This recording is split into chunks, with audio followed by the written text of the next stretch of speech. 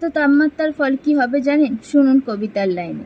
সূর্যের তাপ ধীরে ধীরে বাড়ছে, মাটি পুকুর সব শুকিয়ে যাচ্ছে, আকাশে মেঘের আশায় তাকিয়ে চাতক। দিনে দিনে পরিস্থিতি ভয়ঙ্কর হচ্ছে, দোষটা মানব জাতির, পরিণাম অবুঝ প্রাণীর। গাছগুলোর নির্মম হত্যা আজ তাদের ধ্বংস করছে। তবু কি থামতে জানি? লোভী মনুষ্য মন নিজেদের মুনাফা লুটি। ঠেলে দিই বিপদে তাদের যারা নিঃস্বার্থ অবুঝ প্রকৃতির সাথী।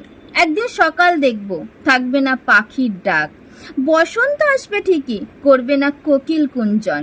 চারিদিক দুর্গন্ধে ভরে উঠবে ওই নিষ্পাপের বিলুপ্তিতে। চিড়িয়াখানার খাঁচাগুলো নিশ্চিহ্ন হবে, বাঘ সিংহের গর্জন ক্ষীণ হয়ে উঠবে।